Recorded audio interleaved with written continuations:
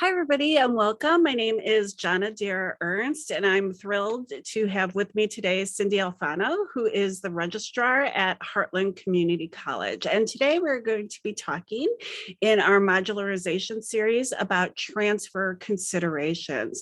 So we're going to begin today by talking about just some basic considerations when modularizing courses. And I'm just going to talk briefly about our modularized pathway at Heartland and some generalized considerations with regard to how we modularized our pathway initially. And you'll see here that I highlighted and color-coded some of our courses by level. And I want to start with the yellow coding. So you can see that we have Child 102 or Child 121 and 122 color coded. Child 102 is our child growth and development course, and Child 121 and 122 are the modularized versions of that course. Child 121 is the level 2 modularized version that does not have any English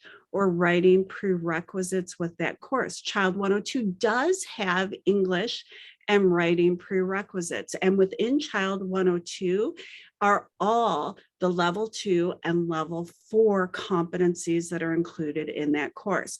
Child 121 only includes level 2 competencies. The remainder of those level 4 competencies are in the 122 version. You'll see as well Child 228 or Child 202. Child 202 in this case is Health, Safety, and Nutrition, the parent course. Child 228 has level 2 competencies. Child 229 has level 3 competencies.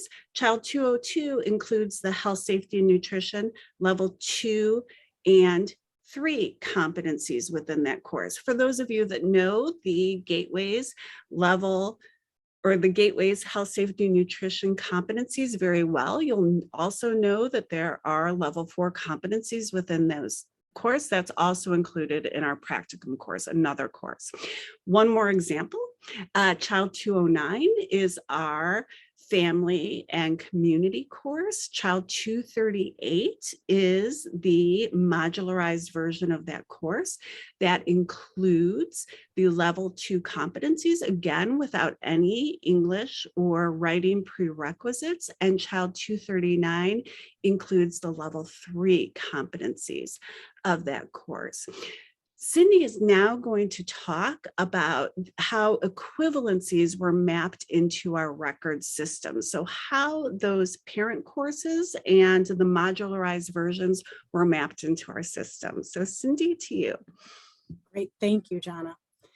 The first thing that we needed to do in the records office within PeopleSoft, which is our student information system, was to define those courses as being equivalent.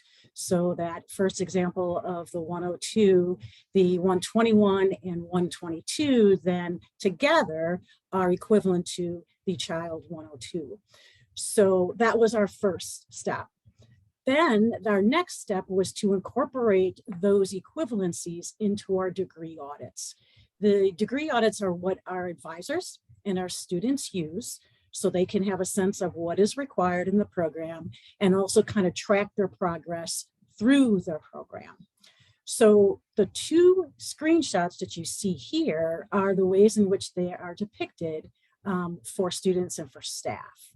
So we go to the next slide, we will see the first screenshot actually shows the degree audit from the student perspective.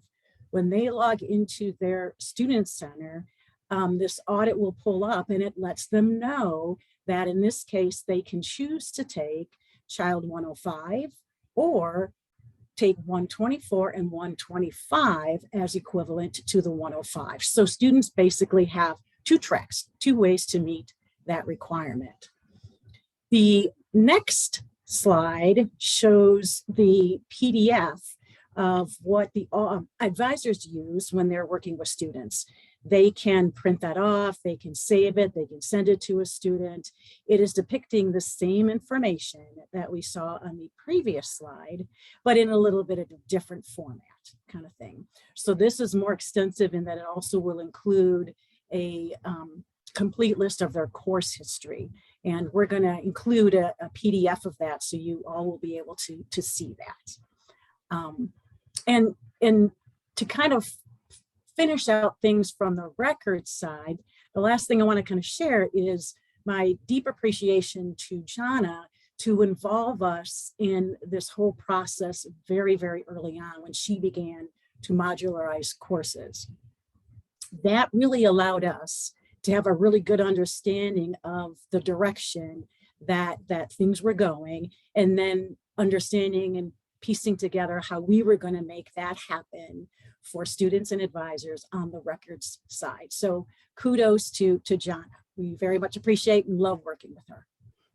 Well, and thank you, Cindy, and thank you. I know that the work involved in this was certainly intricate, and from one of the other videos in terms of the main guidelines that we had in terms of modularizing in the first place, the idea of supporting student access. And so one of the initial impetus behind modularization was really to support access for students. And so really thinking about how the English and writing prerequisites at level 2 for students who might be looking to pursue work as teaching assistants might serve as an obstacle to access to those courses as they are pursuing their English and writing proficiencies.